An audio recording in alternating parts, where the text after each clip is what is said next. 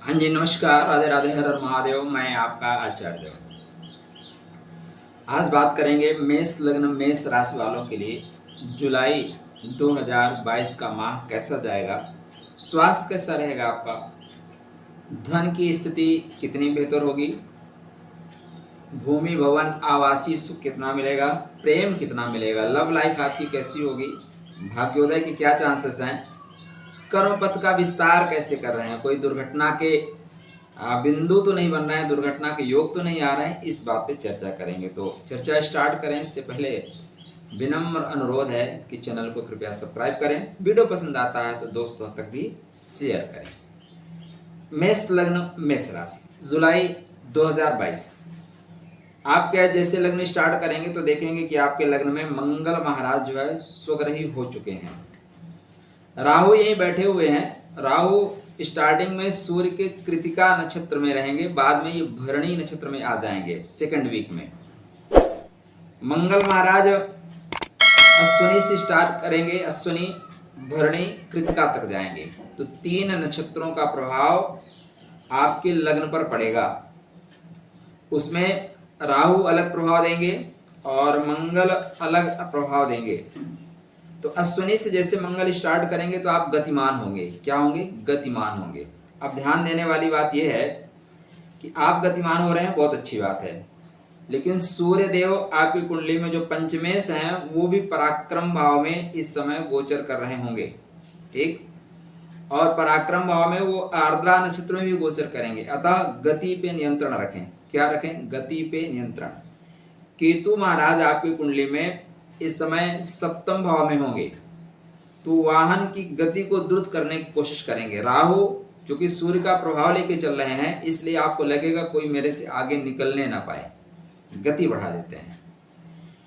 मंगल अश्विनी में चलेंगे तो ये चीजें उनके साथ होगी, उनको भी लगेगा जल्दबाजी। देखिए, मेष राशि में 3 नक्षत्र आते हैं, तो अश्विनी में अगर आप हैं तो आपके अंदर जल्दबाजी का अवगुण बहुत है। भरणी में है तो आप कंट्रोल हैं, और वहीं अगर आप कृतिका में जाते हैं ना तो फिर आपको बस आपकी बात सुनी जानी चाहिए, क्योंकि सूर्य का प्रभाव आ जाता है। तो इन तीनों चीज़ों को लेके आपकी कुंडली चलेगी, ध्यान रखिएगा।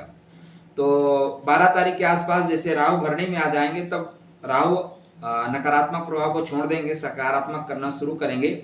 लेकिन मंगल स्टार्टिंग में थोड़ा सा आपको गति पकड़ाएंगे, तो ध्यान रखिएगा। स्वास्थ्य आपका ठीक रहता हुआ दिखाई दे रहा है। लग्नेश चूंकि लगन में है तो मान सम्मान की भी प्राप्ति आपको होगी।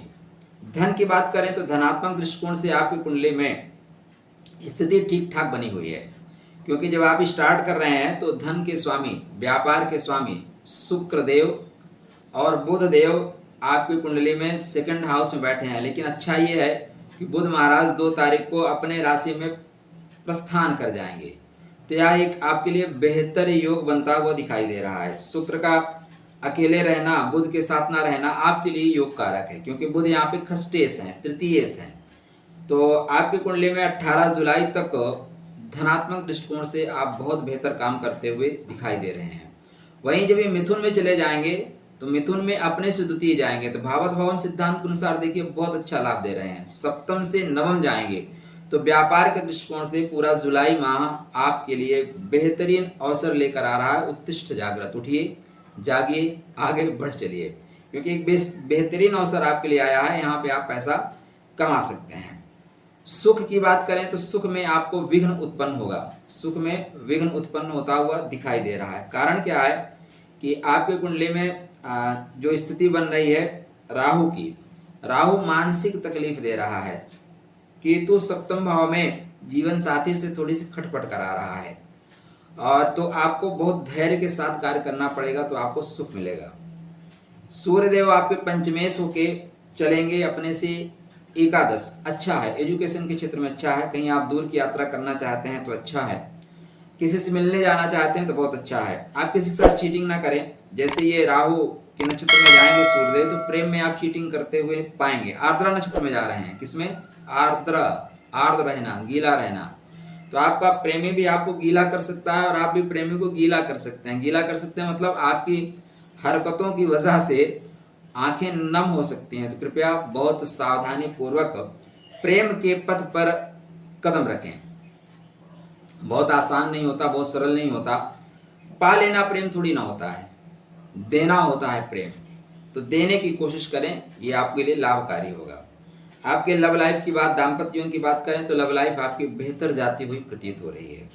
हर तरह से आपको प्रेम मिलेगा। मित्र गण भी आपके सहयोग करेंगे, मित्र भी आपको सहयोगात्मक भूमिका में नजर आ रहे हैं, क्योंकि जैसे शुक्र महाराज गोचर करेंगे 18 जुलाई के बाद मिथुन में, तो सप्तमेश अपने से नवम होंगे, तो मतलब मित्रगण भी आपके सपोर्ट करेंगे और बुध यहीं पे विद्यमान होंगे। तो मित्रों से पूर्ण लाभ। जीवन साथी के विचारों को आप अंगीकार करिए, उसको मानिए, उसके विचार इस समय बहुत बढ़िया होंगे।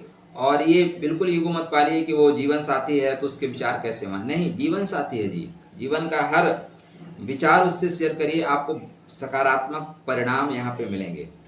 आपकी कुंडली में जो आपके नवमेश हैं शनि महाराज और गुरु महाराज अपने ही घर में स्वग्रह ही चल रहे हैं, दिव्य द्वादश भाव में चल रहे हैं, तो आपके लिए भाग्य की स्थिति को निरंतर आगे बढ़ाते हुए चल रहे हैं।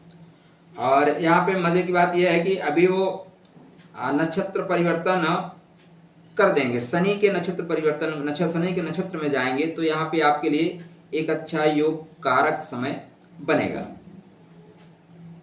आपके कुंडली में इसके बाद शनि महाराज हो चुके हैं वक्री।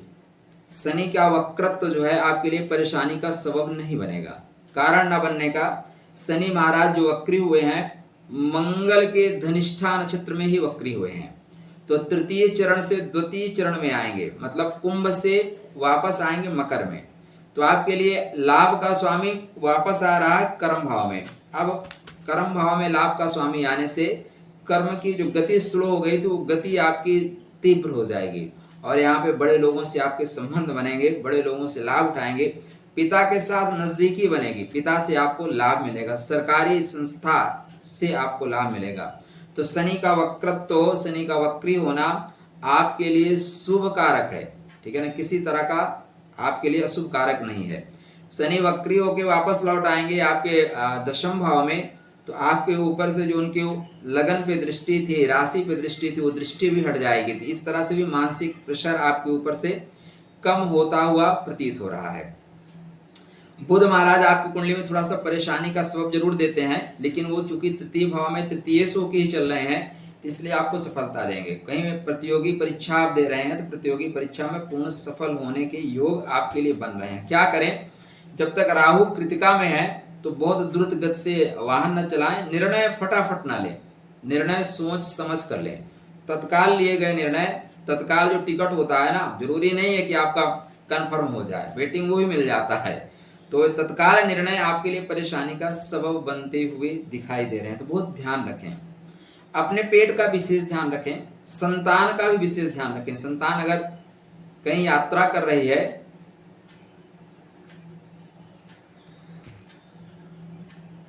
संतान कहीं यात्रा कर रही है तो उसका विशेष ध्यान रखें, क्योंकि इस समय जो यात्रा है वो संतान के लिए, जब सूर्य देव जाएंगे आर्द्रा नक्षत्र में, तो अगर कहीं पिकनिक स्पॉट पे जा रहे हैं, ऐसी जगह जहाँ पे झील वगैरह है, तो वहाँ से नीचे गिरने की संभावनाएं बनेंगी। जंगली क्षेत्र में जा रहे हैं, खासकर जब बीहड़ टाइप में है, जहाँ पे दुखद वातावरण है, तो उस तरह की जगह से आप बच्चों को मना करें, ना जाएं, वहाँ पे उनको नकारात्मक चीज़ें स्पर्श कर सकती हैं। तो ये था मेष लग्न, मेष राशि, जुलाई 2022। बेहतरीन अवसर है आपके लिए, खासकर धन के दृष्टिकोण से। धन आप बेहतर यहाँ पे कमाते हुए प्रतीत हो रहे हैं। लव लाइफ भी आपकी बेहतर जाती हुई प्रतीत हो रही है। ना तो चीटिंग करें, ना चीटिंग होने दें, सूर्य को मजबूत रखें, बेहतर परिणाम मिलेगा। चलिए आपके लिए मंगल में शुभकामना। राधे राधे।